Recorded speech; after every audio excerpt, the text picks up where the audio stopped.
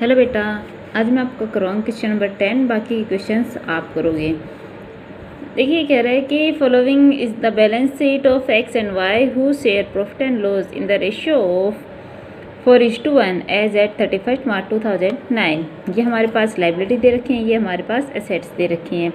The firm was dissolve on the about date and the following agreements were decided upon. क्या? X agreed to pay off his brother loan. X क्या? X सहमत हुआ अपने भाई का loan देने के लिए। And debtors of ₹5,000 proved bad, और 5,000 के डेप्टर्स थे वो बैड घोषित हो गए।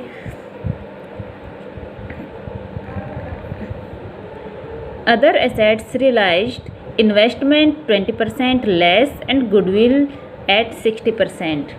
क्या हुआ? अदर एसेट्स के बेचने से हमें इन्वेस्टमेंट 20% से कम मिला और गुडविल 60% मिली। On the creditors of ₹5,000 was paid only 3,000, और 5,000 के क्रेडिटर्स थे उसे हमें 3,000 ही मिले। बिल्डिंग वर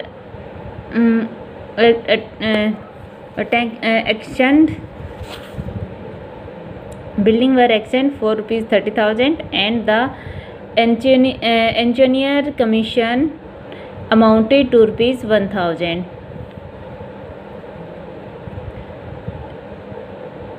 अगला है Y to cover part of stock of ₹4,000 being 20% less than the book value. Balance stock realized 50%. Realized expense amount ₹2,000. Prepare realization partners capital account and bank loan. सबसे पहले हमारे पास क्या हो जाएगा? रियलाइजेशन अकाउंट बनाएंगे। पहले हमारे पास रियल एसेट्स को इस साइड लिख लेंगे, रियल लाइबिलिटी को इस साइड, फिर एसेट्स से जो हमने पे किया वो इस साइड और जो हमें मिला वो इस साइड। तब देखिए, पहले कह रहा है कि एक्स का है, ये एग्री हो गया लेने के लिए, तो क्या हो जाएगा? एक्स कैपिटल ब्रदर का लोन दे दिया। बैंक क्रेडिटर्स को पे किए आपने, क्रेडिटर्स को कितने दिए? 5,000 पेड ओनली 3,000। तो क्रेडिटर्स हमारे पास कितने थे? 8,000 के थे। ठीक है, तो क्रेडिटर्स को हमने पे कर दिया। कितना? क्रेडिटर्स का हो गया पेड 6,000, और बैंक एक्सपेंस हो गया हमारे पास 2,000 जो दे रखे हैं रियलाइज एक्सपेंसेस वाले वो। ठीक है, अब आगे हमारे पास इस साइड आ रहा है बैंक। डेप्टर्स कितने के हैं?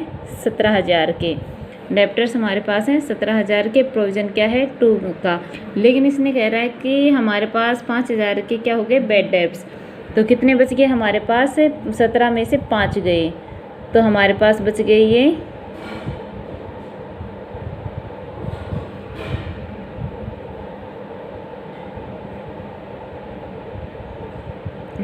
बच गए 12,000 के। ठीक है, फिर हमारे पास इन्वेस्टमेंट कितने का है? 20% लेस है, तो इन्वेस्टमेंट हमारे पास दे रखा, देखिए इन्वेस्टमेंट है हमारे पास 25,000 का। इसका 2% कितना हो गया? 5,000। तो कितने का हो गया? 20,000 का। गुडविल कितने की है हमारे पास? 10,000। उसका 60%, इट मीन्स 6,000 मिला है। बिल्डिंग है हमारे पास कितने की? 25,000 की। अब बिल्डिंग का है हमारे पास 25,000 की दे रखी है, 30,000 का है। इसमें हमारे बिल्डिंग को मतलब कि वर एक्सटेंड क्या? 30,000 एंड एक्सचेंजर कमीशन अमाउंटेड। तो जिसने मतलब कि हमारे बिल्डिंग को बिकवाया, कितने में बिकवाया? 30,000 में, लेकिन उसने 1,000 कमीशन के भी लिए, तो हमारी बिल्डिंग कितने की हो गई? 29,000 की। स्टॉक हमारा कितना था? 4,000 का, 20% लेस था बुक वैल्यू की। किसने? और उसका स्टॉक रियलाइज्ड कितना? 50%।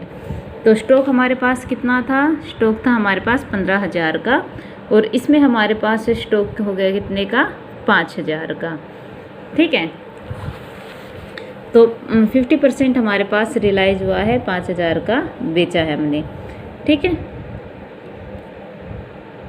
अब हमारे पास आता है इनका हमने बैलेंस किया, तो ये हमारे पास आ गया लॉस ट्रांसफ़र कर दिया एक्स और वाई के और कैपिटल अकाउंट में। फिर हमने कैपिटल अकाउंट बनाया इनका एक्स और वाई का, बैलेंस लिख दिया। ब्रदर्स का लोन इसने एक्स ने दिया है, तो रियलाइजेशन ब्रदर्स लोन 8,000 का हो गया। तो उसके बाद है हमारे पास प्रॉफिट एंड लॉस अकाउंट। ठीक है, कि उनको क्या लॉस हुआ? इतना। रियलाइजेशन से स्टॉक कितने का लिया था वाई ने? 4,000 का। लॉस हो गया हमारे पास ये, और प्रॉफिट एंड लॉस का हमारे पास जो लॉस था वो दे रखा है इसमें, ठीक है। तो ये प्रॉफिट एंड लॉस का हमारे पास आ गया 8,000 का और 2,000 का। रियलाइजेशन स्टॉक लिया उन्होंने 4,000 का और लॉस हुआ है 7200 और 1800, ये वाला हमारे पास, ठीक है। और ये हमारे पास था उसका लोन एक्स का, तो एक्स पे द हिज ब्रदर्स लोन, तो उसने ब्रदर्स के लोन को देने के लिए कहा है, इसलिए उसका क्या हो जाएगा, एक्स के अकाउंट में ब्रदर्स का लोन चला जाएगा। तो अब हमने बराबर किया, ये हमारे पास बैलेंस बच गया जो हमें एक्स और वाई को पे करना है। अब आता है हमारे पास बैंक अकाउंट। तो बैंक अकाउंट में जो हमारे पास ओपनिंग बैलेंस है वो एसेट्स को बेचने से जो मिला वो इस साइड आ जाएगा हमारे पास बैंक ओवरड्राफ्ट। इट मीन्स ये तो हमारे पास इतना कैश है, लेकिन बैंक ओवरड्राफ्ट क्या है कि हमने बैंक से एक्स्ट्रा निकाल रखे हैं। तो ये हो गए 6,000, हमने क्रेडिटर्स को पे किया, एक्सपेंस पे किया, वाई का लोन है, एक्स और वाई की कैपिटल है, दोनों साइड देखा, दोनों क्या है बराबर। इट मीन्स हमारा क्वेश्चन क्या है सही। अब आता है स्टॉक का। स्टॉक हमारे पास देखिए वाई ने 4,000 का स्टॉक लिया था जो कि 20% लेस था। इट मीन्स क्या था 80% था। तो लेट 80 रुपीज़ हैं तो बुक वैल्यू कितनी हो गई 100, और 4,000 है तो बुक वैल्यू कितनी हो गई 5,000। तो अब हमारे पास रिमेनिंग स्टॉक कितना बच गया 15,000 में से 5,000 का जाने के बाद 10,000, और इसका 50% ही बेचा है। इट मीन्स कितना बेचा है 5,000 का। आ गया समझ में। अगर वैसे देखा जाए तो भी सीधी सी बात है, 20% लेस है, इट मीन 4,000 20% लेस है तो 5,000 का पूरा हो जाएगा, ठीक है। अब उसमें से ये कह रहा है कि 50% ही रियलाइज्ड हमारे पास जो स्टॉक है, कह रहा है इसमें कि balance of stock, balance stock realised 50%, जो बचा हुआ था 50% पे ही बेचा। तो 50% का कितना 10,000 का 5,000, ठीक है। आई होप बेटा ये समझ में आ गया होगा आपको, ये करना है। तो इसमें मोस्टली आता है रियलाइजेशन अकाउंट, लेकिन अब की बार पता नहीं सारे अकाउंट्स बना ले या नहीं। 4 नंबर में आता है, छोटा सा आता है, सिर्फ 2 या 3 टर्म होती हैं रियलाइजेशन की। वो मेरे पास अभी बुक नहीं है, उन बच्चों से लेके मैं आपको वो करवा दूँगी, ठीक है। वो 4 नंबर वाले, ये हमारे 8 नंबर के बनते हैं क्वेश्चन। तो ये आप अच्छे से कर लेना और सोल्व भी कर लेना, एक्स्ट्रा के जो हैं वो भी सोल्व कर लेना। इसमें से मैं 1 या 2 क्वेश्चन और करवाऊँगी बस, फिर आप लोग ही करोगे इसे कवर। Thank you.